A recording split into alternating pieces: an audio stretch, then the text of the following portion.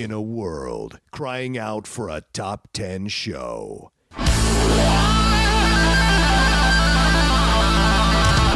John Roca and Matt Nost are here to bring you the top 10. Take it away, boys.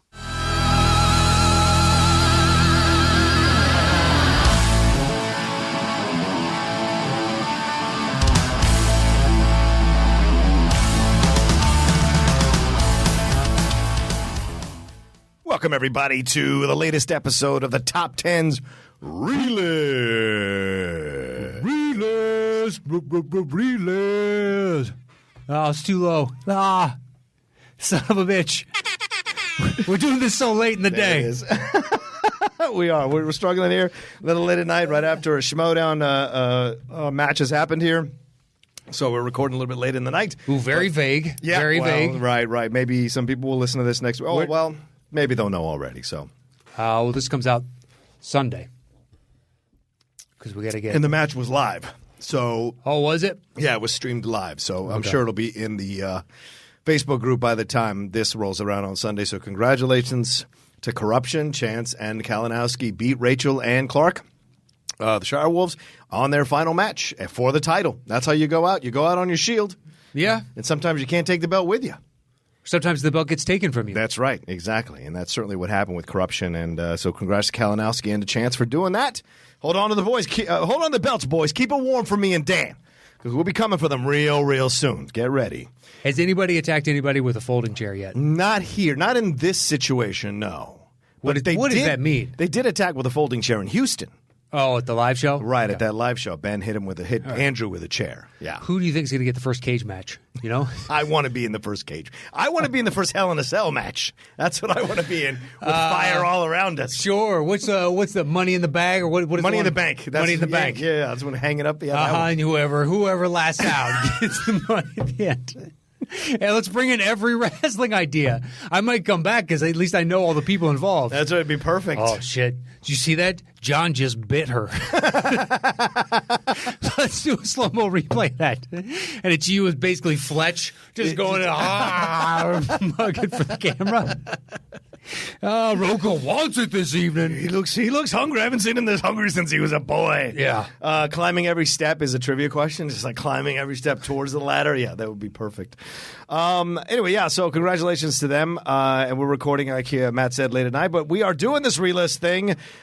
This topic's coming to us from Robert Haley. Bobo. Yeah. What's the topic, Matt? It is top 10 movies set in space, parenthetically, with no superhero movies. Right, none. So you know how this works.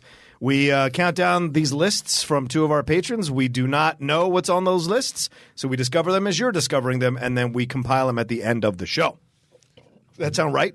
That is correct, and that was smooth, my man. Thank you, man. Smooth. Thank you. All right, so we will jump right in. So we can't add or subtract any movies onto this list. We cannot. So at the end, it's not like we're going to interjecting, hey, you know what they never talked about was this. Right. We honor their list, so it's just a combination of the two. We do it the way the regular show works. Yeah. And we'll jump right in. I'll start with Clay. Okay. At 10, he has Interstellar. Okay, great. One to choose, and that's a punt.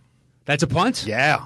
And by the way, Clay Williams is who I have, the gentleman that used to help us with the YouTube page. Thank you very much, sir. Hope school's going well, Clay. Yeah. Straight A's, my man. Straight A's. Yeah, don't quit us if you ain't going to get straight A's. All right, so that's a punt for you. Yep. Number 9 is Apollo 13. Jesus, another punt. Is this going backwards?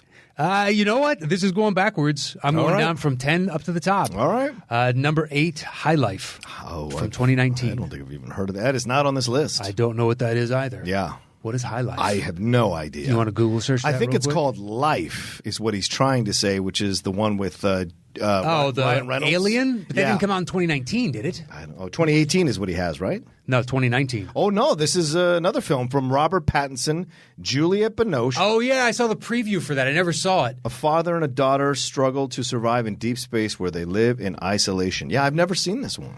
I just it's basically a psychological. There is some from the trailer, but it's about the torment of you're stuck on the ship type of thing, and I think one side turns on another or something along those lines. I've never seen this. It looked interesting. It came out not too long after the one that he did. where like his brother was on drugs or something. He was trying to good night, good time, good time. Good Times. I think it's called Good Times. Which I heard was great, and I still haven't seen it. Yes. That I've shit heard happens. the same thing. It does. Yeah. I'm going to try and see Lighthouse when it comes out. That looks super interesting. It does look good. And then try and watch these other, just like I've done with, you go back. You do your best. You do the best you can. You do the best you can. High Life. It was called High Life. My bad. High Life. Good Time. High Life and Good Time. Yeah, so there you go.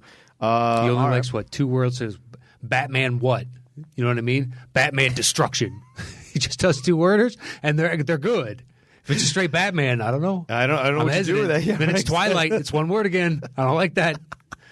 Which I've never seen a second of those, so I don't know if they're good or bad. You've never seen a second of Twilight? No. No, that's probably smart. That doesn't sound like a Matt Nost movie, even by curiosity. I like vampire movies. Sure. I'm a fan of Interview with a Vampire. You are not. And that's melodramatic. That's not true. It's not that I'm not a fan of it. When we did Tom Cruise, I remember originally I put it on my list and you scoffed at the notion of putting on. Sure. Sure. But that was like, it doesn't mean I don't like the movie. So I mean, I like his performance in it. I think then you saying you like the film seems a little bit off, If you're keeping it at arm's length on a list of the man, once you've winned it down to the man's movies. He's got 75 movies. Yeah. 6 of them are Mission Impossible, man. I don't know. Exactly. How many of those can you have? At least 5. Now you're just lying to yourself. I am lying. Probably 3 or 4. All right, High Life is what's number 7? Oh, no, wait, we're doing 10, 9? Yeah, sorry. Yeah. So his number 10 is... Oh, wait, first he's got something to say here. This is Jonathan Caro. That is this is his list. He says, hello, Matt and John. I am flattered and thrilled to be part of the Relist. Each top 10 show brightens my day as I enjoy listening to your analytical discussions, whether crazy or logical, your fondness for basketball and other sports, and your good-natured and humorous banter. Reminded me of Siskel and Ebert. Right, okay, I'm the fat one, thanks. Because of my fondness for the show's topic, it was very difficult to limit the list to 10 movies. I left some honorable mentions, but I'm going to leave it up to you guys if you want to read them at the end. I want to address the fans / listeners that I excluded movies from Star Wars and Star Trek off the list to highlight a few other movies set in space. The 2 great movies, if I had to limit to one from those franchises, I would have selected Star Wars A New Hope and Star Trek First Contact. Also, I selected movies that I felt spent more time in space compared to others. All right, his number 10 is Galaxy Quest. Not on my list. All right. Jonathan says, it's a fun movie that I saw for the very first time last year. I was chuckling and laughing out loud. Last year? Shit, I guess. All right, if you just discovered it. I was chuckling and laughing out loudly from beginning to the end, from the satirical comedy to Alan Rickman's quietly humorous performance. There are not many fun movies that take place in space. If number 10 does not work for you all, my alternate is Armageddon. How fucking dare you? How fucking dare you? That is not an alternate. That's somewhere in the top 3. Whatever. Whatever, it's Jonathan's list. I'm not going to vilify him. Of course, I don't know who started that tweet of, what was it, Ben Affleck drunk doing commentary. That thing's been around for 20 years. It has been around for 20 years. We just got sent that again. Trust me, I've seen this. Yeah. I've seen this. I agree with basically everything he is saying. Sure. He's not wrong. He's also drunk. So, It doesn't matter. He's drunk and can still acutely diagnose what is wrong with that movie. That's how glaringly obvious it is. Fair enough. Who knew he was an incredible director even back then? He's a surgical with a spoon, or a surgeon with a spoon. He's good. Blunt object, but he's still got exactly where he needs to go. It's a fair point. All right, his number 9 is Wall-E. Is that on your list? That is not on my list. Okay. It says it's an ambitious movie from Pixar with gorgeous visuals, a surprisingly sweet romance, and a wonderful score from Thomas Newman. I love that there was very limited dialogue at the beginning, as it shows, not tells, what the state of Earth has become. And once Wall-E and Eve reach into space, technology has taken over. The story is thought-provoking because it shows that if people don't take action, the world becomes dimmer and nearly non-existent. Well, sure. It always depends on what kind of action people take. It could still lead to a dim and non-existent world.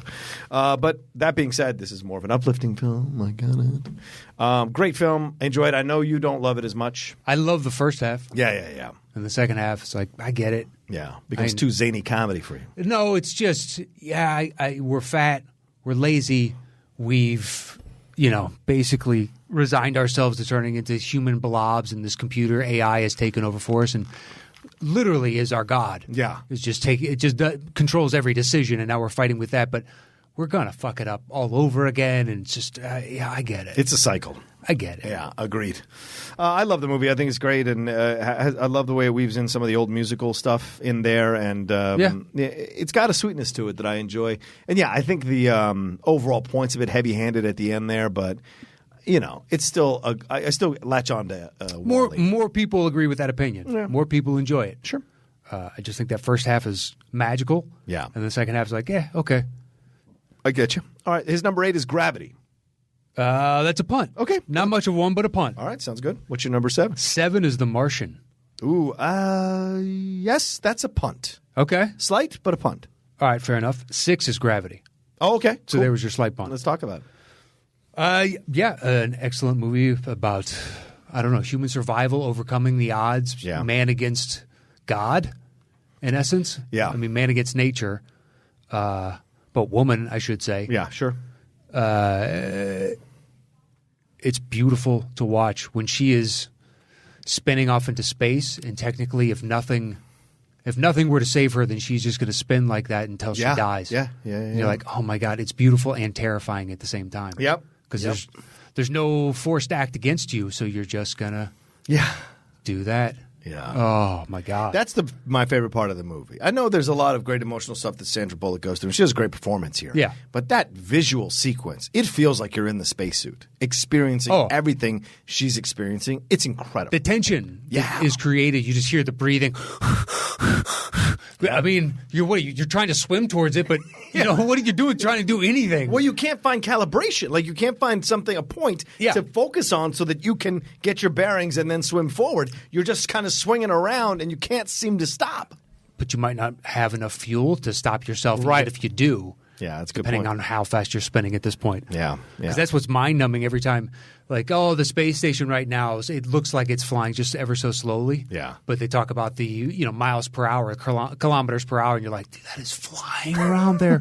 That's why a tiny little pebble can puncture through steel. Right. It's just traveling at an incredible velocity. Yeah. Like, okay, well, that's a space, as much as I love it, is terrifying. Yeah, I agree. It's like the water. To me, once you start going out into space or going out into the ocean, I get scared out of my mind. Yeah, but at least water, you got a chance. Okay. Just saying, you got a chance. So I don't fear it. It's not the same. Space is what your puny brain can't even fathom what math tells us is happening over here. That's space. That's what's scary. I don't even understand. Exactly. What is a black hole? Fucking, I don't know. Neil deGrasse, what you got, my man? He's too busy playing with his shitty ties. All right, Jonathan has a realistic depiction of terror in the empty void of space by Alfonso Cuarón. The reason I put this low is because I don't revisit it that often. But I was impressed by the stunning cinematography by Emmanuel Lubezki, and it is probably Sandra Bullock's best role to date. And George Clooney is superb. Nice audio cameo from Ed Harris as the voice of Mission Control, which I thought was a great shout-out to him doing that for Apollo 13. Yeah, exactly. All right, that's his number 6? Yep. Okay. Number 7 here is Moon. Slight punt. Okay. Number 6 is The Right Stuff on Jonathan's list. Not on my list. Ooh, interesting. All right. A 3-hour movie that I do not think wastes a single scene as you get to know most of the astronauts and their wives. Alan Shepard, how the Mercury program came into fruition, and witnessing a documentary feel of how the movie highlighted the space missions. I would agree with that. Yeah. I like that it's not they're trying to wrap it up in a bow. Yeah. We're just telling the story of this. Yeah. It's a slice of life of just a wide array of, white guys in their mid-20s to maybe early 40s. Yeah. And looking back at it, like when you see anytime they do a movie like that, the military at certain levels was very specifically just still an old boys club. Absolutely. Type of thing. Yeah. Well, but I mean, this thing suffers in retrospect because the wives get pretty much just pushed to the side. True. But it's still an incredible. If you think of the time in the 1980s, early 1980s, to do a over 3-hour movie about the space program, not a lot of people would have banked on this thing making money, and yet it was a success. Yeah. And it launched a shit ton of careers out of this movie. Dennis Quaid. Ed Harris. Ed Harris came out of Glenn. Yeah, all these guys came out. Sam Shepard, Barbara Hershey. Yeah. The guy that Fred went on. Ward. Yeah, I was about to say Fred Ward went on to Tremors, went on to. Yeah, Remo Williams. Who else was in there? There are a couple of those that guys that you'd see Yes. pop up in movies every once again after that. Yep. Yeah, it's a solid cast, top to bottom. Yep. And it's interesting to see kind of the stigma of Yeager's side. Right. Sam Shepard's looking down on the astronauts of, basically they send chimps up to do that. Yeah. But then you think about it, it's like they've been to space. That's really incredible. No human has ever done this. Yeah. And if you believe conspiracy theorists, no human has ever done that. Well, fair. Which I don't subscribe to. I don't either. But, to each their own. Yeah. I don't know how we've been lying about it now for 50 years, but we can keep that a secret. We can't keep a bunch of other stuff. When I had Todd Douglas Miller on the Deep Cut, the guy who directed that Apollo 11 documentary, Okay. I said, did you see any? Because he called over 11,000 hours of footage. And I was like, was Kubrick in any of it? He's like, no, Kubrick was nowhere near. No one saw anything. We really landed on the moon. You never know. It could be like a Pete Jackson cameo where he just walks across the screen. That's all he does. I think you have to know what he looks like, man. Hey, there's Pete Jackson. He's just looking down, taking a note. He's like, wait a minute, Kubrick. Yeah. Anyway, that's it. Or you just see his head poke around and then poke back out. Someone moving the light. Oh, yeah. And he's just like shimmying past. You see gaff tape on the ground. Oh, that's funny. Or like Stonehenge, the moon's being lowered, and it's this small little thing. All right, so where are we at? Duncan Jones, 7 Moon? I think that was your... That was right. Stuff was 6. Okay, so you said it was a punt. All right, what's your 5? 5 is Moon. Okay, cool. Great Sam Rockwell piece. I don't want to spoil it if you've never seen it. But it is basically it's Sam Rockwell and Sam. You're just living with Sam Rockwell. Yeah. That's all you're doing. You're living with Sam Rockwell and a disembodied voice of the lunar station. It's being Sam Rockwell basically for a whole movie. Kind of. Yeah, right? Kind of. Confronting himself. Jonathan says, Duncan Jones does a sublime job of capturing the individualistic, claustrophobic mood of a man being in crisis in a station on the moon that quietly intensifies into a compelling story with twists, bolstered by Sam Rockwell's performance that should have warranted Oscar consideration. I'd have to see the year, but I agree. Yeah, maybe. It was really good. Yeah. If it came out now, yes. Yeah, probably. Well, because he's won one, but he's been in the conversation now numerous years. That's fair. So easily. Yeah. Just like maybe Matchstick Men. I don't know if it was good enough to elevate, movie. But at the same time, just like it would have probably been more, gained more notoriety, because of his stature. People bash Cage, and I get it, but there's a lot of like these smaller films that he did that have incredible weight to them and are enjoyable, pleasant to watch. I like what you just mentioned, Weatherman. Yeah, not Weatherman. I'm sorry, Matchstick Men. Weatherman I like, Still and haven't seen it. Family Man I like. Okay. So those films, those quiet little films, he did a few of those that were kind of under the radar for a little bit, and I enjoy his work in those. So he has his moments. He does. Where he's really excellent, and then he has his moments where he's so over the top. Yeah. There's a great clip of him like calming Vince Neil down outside of a hotel in Vegas. TMZ put the clip up. Yeah. It was like, 6 years ago or something? 8 years ago?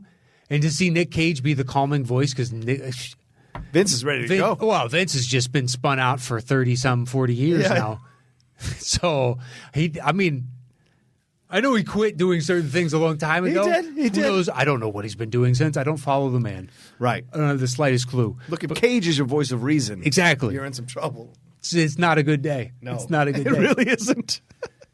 I saw one time we went to Vegas, me and 3-4 other buddies. Yeah. And we're hanging out, and this dude comes up. So there was this comic that used to hang out at the store. And comic I use in quotation marks very loosely. Oh, okay. Fair. But it was just this white dude from East St. Louis. Yo, dawg. And out of nowhere, we hear his voice, and it's one of those of he's easily having the worst day of his life, and he happened to be in Vegas at the same time. And his story is he just gotten out of jail, and his girlfriend is getting out a couple hours, and she has the car. But he yells at my buddy Mark because he always said he looked like Joe Buck, and out of nowhere, we're at Chipotle, and he's, Joe Buck! And we all look, and shirt off, he's slobbering, coming out. He's so excited at having seen one. Joe Buck! And I couldn't make eye contact. I was like, this dude is at a level of gutter I've never seen. You know what I mean? He's in the gutter right now so hard. It was 4 or 5 in the afternoon. I've never heard that before. Level of gutter. That's brilliant. Dude, just you saw him, you're like, no, dude. Ooh. No, I'm walking away. I'm not making eye contact. Right. My buddy Mark with no problem is just like, I'm not looking at him. Joe Buck. Oh, motherfucker. There's no coming back from that. If I look at him, I'll never respect him even remotely again. I didn't respect him much before. That's fair. So I wasn't surprised by seeing this. And I was like, seems about right from what I know about you. And you managed to find us in Vegas apropos of nothing. Fucking Vegas. Couldn't script it if you wanted to. Yeah, you would look at it and be like, it's some lazy fucking writing. Swear to God. Oh, dude. His hook was after every joke, after he dropped the punchline, his name was Skeezy, so he'd go, Skeezy! So whatever the punchline was, so then I punched him in the mouth. Skeezy. This is a white guy from East St. Louis, but he is the hardest black guy you've ever met in your life. In a white guy's body. But I don't know if anyone bought it. Yeah. Type of thing. But he was living it. I will give him that. He was living it. That's incredible. It was a weird, I'm sure. Just like actors, I'm sure you've met some weird actors. Bro. Comics the same way. Please, people in the sphere I've met. Please. Of course. All right. Was that your But number? they at least have their shit together. Comics, you just have to show up to a place. Yeah, true. Very true. Oh, all right. That's what I'm saying. Actor, maybe, depending on what the class is, Yeah. or audition or something. Right. You catch him at the wrong night. Yeah. It doesn't. There's not as much of a hurdle as something like this. Yeah. Yeah. By and large. That was your number. What was that? That was my 5. All right. Do we go to my 5? Yeah. Okay. The Martian, which is the punch from earlier, okay. right? He says, there are not many great movies about Mars, in my opinion, and finally this is a great movie about Mars, where it combines international teamwork, the importance of the STEM field to save your life, and humor. Thanks to Matt Damon's charismatic performance, I was delightfully surprised as to how much I thoroughly enjoyed this movie. To anyone's hearing sounds around us, the Schmoedown people are coming out beyond the door, so sorry if that bothers you at all. Probably not, once it's edited out. So, we'll be fine. Sure. Yep. Let me get right on that. No, it's not us. We got people, and people can I'll work handle on the this. levels. Oh, Fingers that's right. crossed. That's right. Fingers crossed. That's right. So the team is building. We have a nice group of individuals headlined by, now we have a new addition. We do. Mike Shea. Yes. Thank you, Mike Shea. Congratulations to Mike Shea, who stepped up and was willing to help us. And Yeah. we met Mike in Chicago. Mike is fantastic. Yeah, really it nice was guy. A bunch of people offered up the services, Yes, and we thank both you. were like, well, we've met Mike. Yep. I can put a face to that, so when I'm talking to him, like, we have an understanding. It really came down to that, and everybody else's channels, you do great work. You do. Yes. Some of you, I mean, maybe in the future we'll collabo on a project or something. sure. Who knows? Yeah. Who knows? So our thanks to Clay and to Joe Ibarra, Matt Hasso, Kristen Smith, Chris Alazakos for helping put the relist together for us. Yes. All of them, and we were sidetracked. But Martian, let's talk about it. We just did. I think we just Did we? We just kind of read. What do you want to say? Well, we just. What are your feelings? I love The Martian. I enjoyed it. I try to talk myself into buying it all the time, but I can't quite get there, I don't think. Even though when I saw it twice, it was goddamn beautiful. I saw the regular version and the 3D version. Okay. The 3D version is phenomenal. Straight up phenomenal. But not good enough for you to keep that TV. No, because that's my fault, because the Samsung TV is too bright, that 3D TV. If it was a darker 3D TV, I would have never let it go. Because You couldn't adjust the brightness? no, not to the point where I feel comfortable. It's not black enough. Did you try and put like a light mesh screen or anything over the top of it? Why would I do that? Because it would diffuse the light. No, but the light is coming from the. Oh, you mean through the picture? Yeah. Because the picture is what's bright. Yeah. Yeah, and I turn the brightness all the way down. It becomes black. But when you try to adjust the black levels, it's not to my liking. That's why I like that LG. The LG has a deep black. I love deep blacks. I'm dangerously going to say the wrong thing here, so stop there. My favorite is going to IMAX sometimes, and they show you. Oh. This is what flames used to look like with old projectors. Well, fuck that shit. And then the sliding scale goes to the other side and like, dude, flames up your ass. It doesn't, I guess it's appreciably blacker. Sure. But I don't know if that was as black as it was before. I have no idea. Yeah. Just because you're showing me that doesn't mean, that's exactly what it was. Who knows? For me, I just know on sight. I just like, okay, that's it. That's the one I know. Yeah, I believe that. Yeah. I just have a proclivity for it. All right, what's your number 4? 4 is Alien. Punt. Wow, you got a lot. Okay. What's your 4? 2001. Punt. Yeah. I get to say that back at you now. Boom. What's your 3? 3 is Empire Strikes Back. All right, it's not on his list. Because he wasn't going to have any Star Wars. No Star Wars, no Star Trek. Clay didn't write anything for any of his choices. He's just started classes. He don't got time. He doesn't have time, and we respect that. Of course. For Empire, I mean, what? Anybody listening to this, you already have an opinion about Empire. Yeah. You do. You know what you like and don't like about that movie? Exactly. And where it lands? And where it should be on your list? Exactly. All right. It could be anywhere. If you want to take off the sci-fi element and just go with the space, if you're saying no superheroes, all right, I'll get rid of all the others. Totally. I totally get that. Yeah. I still think Star Trek makes it in. It's sci-fi. Star Wars is, to me, more magic. Yeah. Yep. It's more fantasy element. Yeah. Whereas Star Trek is based on science. There's a reason scientists here tried to mimic a bunch of the technology. Like, hey, what if we can make, first off, it started with sliding doors and shit like that. Yeah. But communicators, whatnot, replicators. Yeah. Eventually try and do all the types of technology they were talking about. Yep. Agreed. But anyway, sidetracked entirely. That's what happens on the relist sometimes. Empire, I mean, it's our favorite Yes. of the series. Agreed. It's awesome. Yes. There you go. That's good to go. That's a very good encapsulation. What do you got at 3? Interstellar. Interstellar. Yeah. My number 10. Oh, yeah, all right. Jonathan Carroll says, Christopher Nolan's visionary film is one that I enjoy more the more times I watch it. Watching Matthew McConaughey as both a determined pilot to find another home and a lovable father to try to get back to his children elevates the film up a notch as the humanistic themes of love, time, and death blend with the science fiction quite beautifully. Plus, Hans Zimmer's masterful score and the visuals get you immersed into the experience. I love this movie. Me too. I come back to it all the time, Matt. Me too. It's one of those films that I'm like, fuck, every time it comes on because I'm just like, God damn it. I'm going to sit and watch this thing for an hour. I was going to go run. I was going to go take a walk. I was going to go someplace else. Nope. Seeing it the first time and the music, when it comes blaring in and it's just this organ. It's an organ from London at St. George's Church, Saint something church. Okay. And they went in, and it's the guy that plays the organ there. And they worked with him trying to get all the sound, the notes, this entire score. Right. So it's just him, by and large, just crushing. And you feel that. Oh, yeah. And it's the immensity. I love the idea of using something that is founded within religion because this is meeting God. Yeah, absolutely. This is God's fingerprint right here. Mm-hmm. All over it. Yeah, a black hole, And that's what's based in love and what it leads to. And I think it's one of the best performances of McConaughey's career, certainly.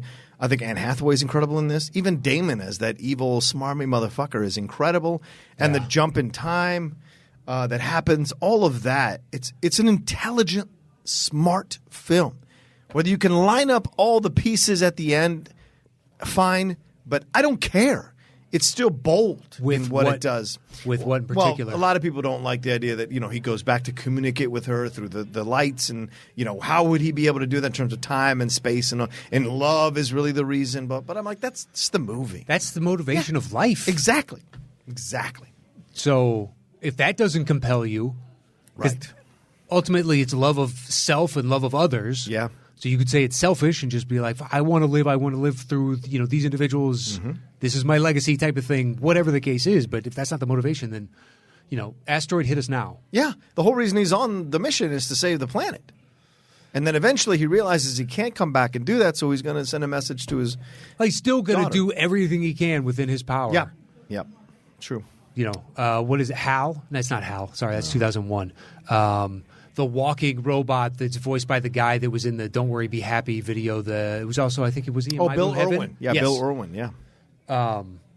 Him doing the voice. What was the name of that damn character? Oh, I don't know. I don't remember. Shit. Neither do I. Shit. That's a Schmodown question. That is a Schmodown. I bet it's been asked already. Probably. These people think it's a bar outside, man. I mean, it seems like you guys have been here all day. Well, not all day since 6 o'clock. That's it. It's 9:20. Yeah. They'll be clearing out in probably 10, 15 max. TARS. TARS. Yeah. That's what it was. TARS. Yeah. I love it to pieces. And Hans Zimmer's score is incredible, what Jonathan says. Beautiful visuals. Yeah. McConaughey when he breaks down after 30 years. And even Anne, when she's like, when they realize what she's done and why she's done it, you can't even be mad at her because, like, I relate. I know what that's like, where you're like, I did this shit because I love him, and I believe. sorry. I know. It's a lifeless rock over there or over here. Trust me, I know. Yeah. How do you? Yeah. You can't be. You can't, Yeah, the other side is numbers, but who knows? Right. There's a crapshoot either way. They both could be failures. Exactly. That's a good point. So, yeah, no, I think it's pretty fantastic. What's your number 2? 2 is First Man, which doesn't seem like you have. No, damn it. Thank you for putting that on your list, Clay. People don't give that movie enough love. Hell, it's Junior Sassy Roca right there. Thank you for putting that on your list. Just a little bit of sassafras. I mean, see, I found First Man visually stunning. Mm-hmm. Some of the shots where it looks like that tilt shift camera. You ever seen that stuff online? Oh, yeah. Where it makes things almost look like miniatures. Where I think it was the rocket coming off you from space and seeing this little plume of smoke. Yeah. This tiny little, and makes it realize how foolhardy this endeavor is. But yeah, we're pushing ourselves. Like, it's a beautiful spectacle. I just felt so detached. Which is part of who that man is. He was trying to convey that. Yeah.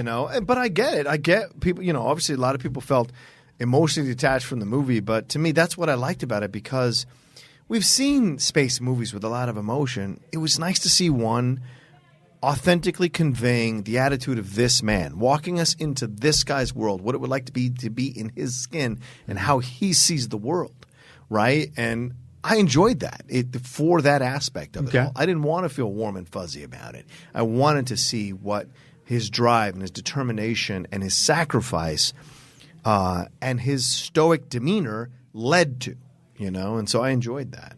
But I totally get why people would feel not as warm and fuzzy about it. All right, that's your number 2? Yep. Jonathan's number 2 is Apollo 13, which is the pun from earlier. My number 9.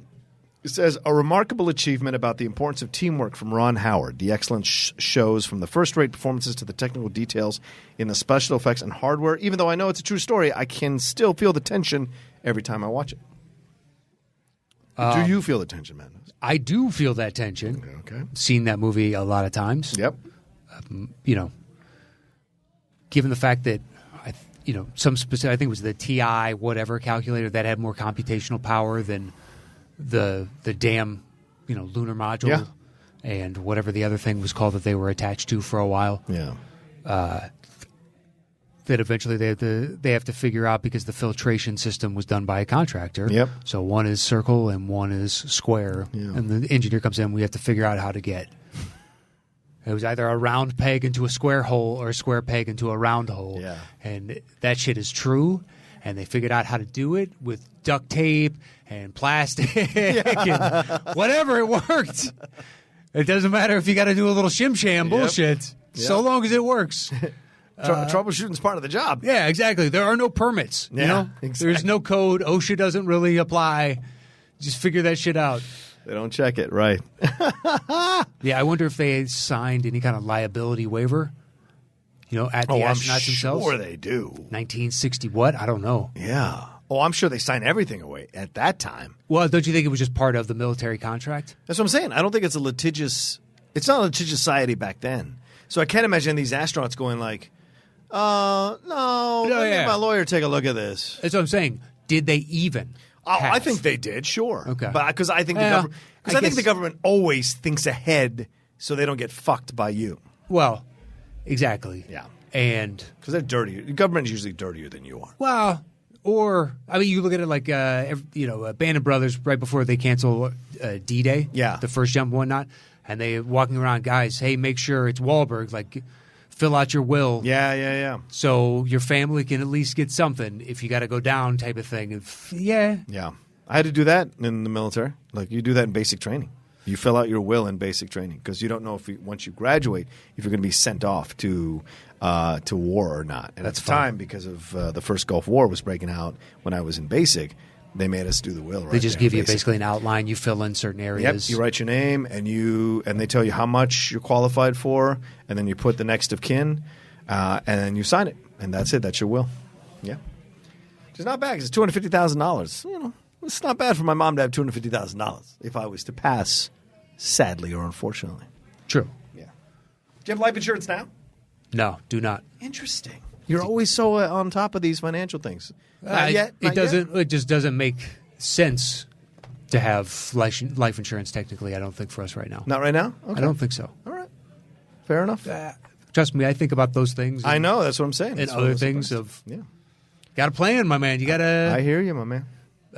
Back to back, my man's from each of us. That's a rare occurrence. Might be a full moon tonight. You think? High tide here on the lottery. You think so? I think so. I think we should play the lottery. Ooh, what are your lucky numbers? Talk to me. 6. No, what are my lucky numbers? 6. What? And then 2 more 6s. You go with 66. 6, 16, and 32. 2 6s. Mm-hmm. And then a multiple. Yeah. I just feel more comfortable Not with quite, that because they even. Well, 16 is 16. 32 yeah, is multiple. Yeah. They just happen to have it. It's not a multiple of 6. No, it's not. So that's why I backed off of that. I was like, well, it's not technically true. A multiple of 16. Anyway, what's your number one? Number 1 was 2001. Oh, okay. All right. Good choice by Clay there. That's another one where I've always had trouble connecting to that movie. What? Well, no, I don't disagree with that. It's not a connectable movie. Yeah.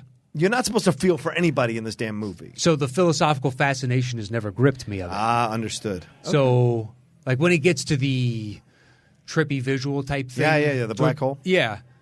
That should be really cool, and I should be so engrossed in my own thought process. I'm kind of not. I'm detached. Interesting. And I've watched it enough times now where I'm just like, yeah, it's one of Kubrick's that I appreciate all what they're saying. It's just I can't. I would rather watch so many. I'll watch The Shining again. Wow. I'll watch others first. Yeah. Full Metal. I couldn't wait till it came out in 4K because it came out in 4K earlier this year. Because I wanted to see that thing like cleaned up and watch the whole sequence. I love them. We did it on Cinephiles. It was 3.5 hour Cinephiles. Me and Scott Mance and Steve just breaking that fucking thing down, and it was intense. And there's a lot going on in that film. There's a lot going on in that film. Sat next to Mance at the It screener. Oh yeah. How'd you get in? How'd you get into that? By the way, did Wendy ask you, or did you? I just asked around. Then eventually, I saw Snyder playing basketball, and I was like, "Hey, if you know of anybody that's got an extra or something, just let me know." And he's like, "I might." Why'd you reach out to me? I would have fucking asked. It didn't matter. Well, I've never asked, and I happened to see him, but I already asked Wendy the last time we came in to record. So I specifically asked her, and she was like, "It's kind of tight." Oh, right. Yes. And then I saw Snyder a few days later and was like, you know anybody? Because I reached out to 2-3 others, and they're all like, maybe. But you're considered, whether you believe it or not, part of the Collider staff. Extended. Because you can get a ticket. I mean, Dorina got a ticket. She comes into Collider Live. She's not a full-time employee. Roxy's not a full-time employee. But at the same time, that's why I'll only ask for specific ones. I really wanted to see this. Yeah. I've been very excited to see this. And I won't talk about it until others have a chance to have seen it. We'll do our review, though, right? Don't you think? Sure. On top 10? Sure. Okay. So that was your number one? Yeah, if you see it early, we could put it out the I already week did. of. I saw it that night at the Grove. Oh, did you? Yeah. With Roxy. Rob was her plus one. I had to do other things after the screening, other things I had to work on. And so the screening was a half an hour earlier at the Grove. And the Grove is 10 minutes from my house as opposed to 20 with the ArcLight. Oh, yeah. So I was like, boom, perfect. So I left work early, got there, did the thing, and I was home by 9:15. Perfect. Yeah, it was perfect for me. Yeah, then we'll definitely do one because we've both seen it. Yep. So easy. But it doesn't come out for another 2 weeks, right? Or something like that from where we're recording this? Pretty sure. Yeah, something like that. Yeah, so we got some time on that. All right, the number one here for Jonathan is Alien. All right, that was a punt from earlier. Yeah. What was the number? That was my number 4. Okay. Says, I limited myself to just putting this first movie on the list as the crew are mostly in space compared to Aliens, which is still excellent, but the characters are on that moon for most of the movie. Well, it's not Jonathan Moons are in space. Yeah, it's a mining colony. I understand the distinction he's making. It's still in space. All right. True, but it's but then again, Earth is still in space, so yeah, never mind. terra firma. It's still... You know what? I stand corrected. I'm the idiot here. He says, but Alien is a masterpiece combining horror and science fiction where nobody can hear you scream in space, which was the tagline. Mm-hmm. Stellar cast all around, including Sigourney Weaver's performance as one of the most irreplaceable badass characters in film, Ripley, one of Ridley Scott's landmark films. Boom. Yeah, without a doubt. Yeah, agreed. I saw it after I saw Aliens, and I saw Aliens a bunch of times before I saw Alien. Mm-hmm. I was in college by the time I saw Alien, and I saw Aliens as soon as it came out on VHS, and we spent the night at a buddy's, and we rented that, and... I can't remember the second one. Was it Predator?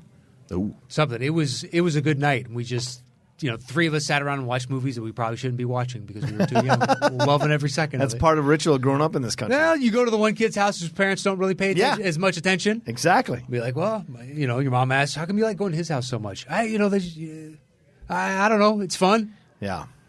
But yeah, so I saw Aliens a bunch of times, and then Alien, the terror of being on this tube, and there's death just floating about the cabin. That's not fun. And you're with people who can't handle that death is floating above the cabin because they're not soldiers. They're of a freaking work crew. But even soldiers, look what happened in the next one. Right, but at least they're willing to fight. The work crew is not built to fight. Yeah, but the soldiers were keyed into what exactly they're going up against.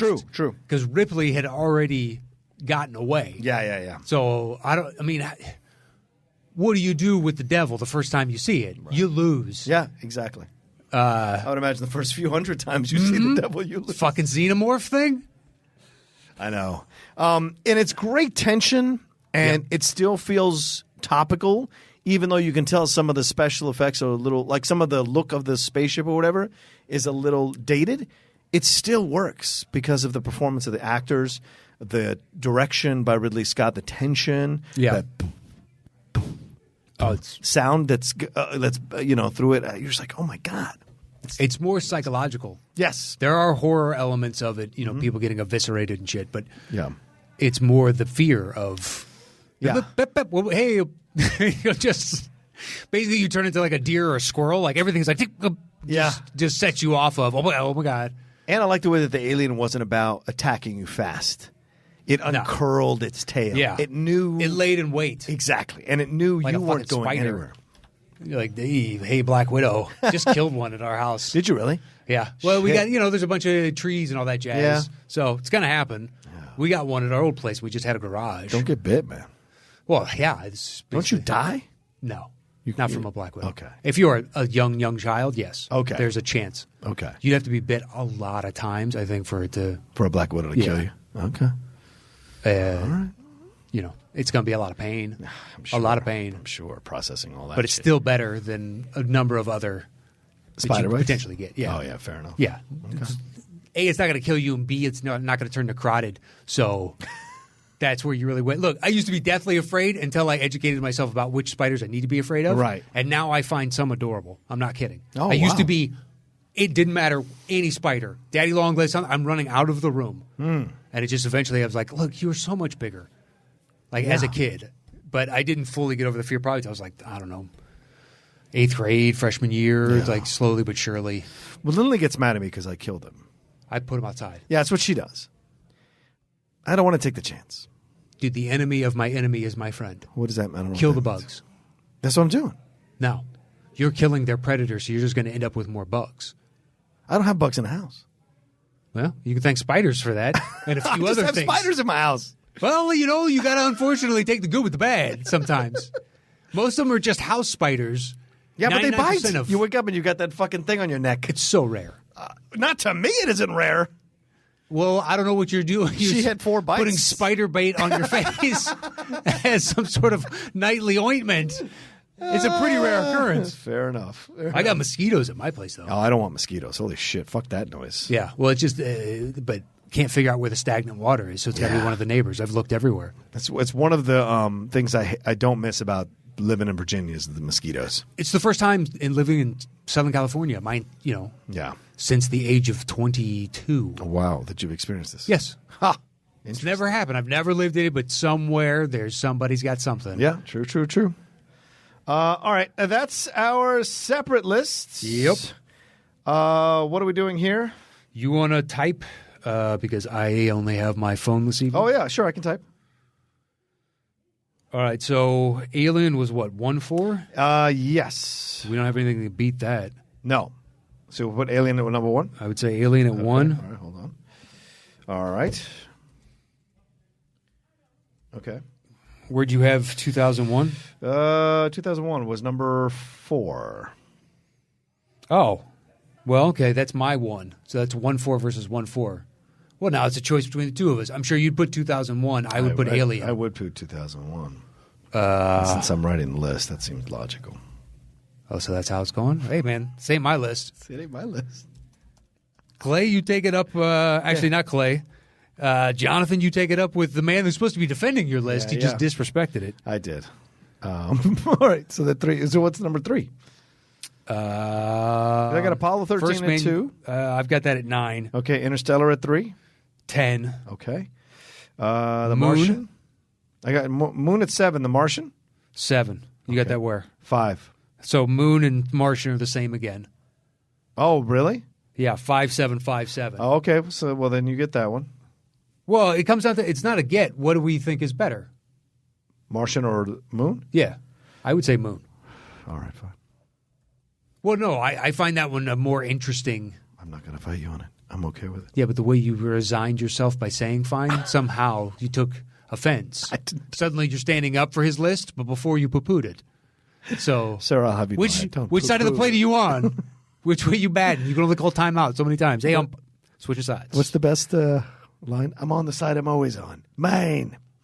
All right, Right Stuff is next for me at 6. We already put Moon on. So we got Moon and Martian, then we should do Apollo 13 and Interstellar. Okay. Those are the only, last common ones? I think so, yeah. Okay. All right. All right. What's your next highest left? I got my 2. Have we done Alien? We've done Apollo 13, Interstellar, 2001, A Space Odyssey, The Martian. What's your highest number? The Right Stuff, I think, is number 6. Okay, so his First Man is 2. Okay. And Empire is his 3, and it's not on. Okay. Empire Strikes Back it is. All right. How many we at? We got 2 left. So you're 6? Do you have Gravity on your list? Oh, yeah, I do have Gravity. Shit. That was 9. Where's your Gravity in? 6. Throw it on there right there. All right. At 9? All right. Felix should... Okay, never mind. All right, and then... It hurts, I know. No, I'm just saying. All right, and then where are you at? I have Wall-E left at 9. I have High Life at 8. Ooh, so High Life gets in there, huh? High Life does. Oh, The Right Stuff. I'm sorry, it's 6. Oh, yeah, Right Stuff. Okay. There you go. All right, let's do this thing. The top 10 movies in space on the relist. Yeah. Number 10. The Right Stuff. Number 9. Gravity. Number 8. The Empire Strikes Back. 7. First Man. 6. Interstellar. Number 5. Apollo 13. 4. The Martian. Numero 3. Moon. Number 2. Alien. Finally, our number 1 movie on the relist tonight is 2001: A Space Odyssey. Fantastic list, a bunch of great movies. Yes. Our thanks to Robert Haley, Babo, Hey-o. for giving us a great topic, and for Chris, going above and beyond. The relist was a difficult one this time. It was. And we have been there. We've been there. You know? That's all we can say. Yeah, sometimes it's just like, for some reason, people just don't respond for 5 days. Yeah. And then suddenly it's like, hey, hey, can I get on this? Man, I had to go so far past you. Right. But also to Clay Williams and Jonathan Carroll and everybody that supports us over at patreon.com/the top 10 with the number 10. You can join a bunch of different tiers. We got Topic Thunder. There's the classic shows. You can do relist, pick a show, shout outs. And eventually we're going to get what's behind door number 2. That's right. That's right. And listen, I know Matt and I haven't talked about this in a bit. I hope Matt doesn't mind me bringing this up, but I'd like to get some designs for some new shirts, Matt, of some new merchandise. Oh, we had an idea. Did we have? I didn't see much. No, because we had to do some work Okay. on our end, and we just never did because we both got busy. I just want to see submissions. Like, you guys know the show. You guys love the show.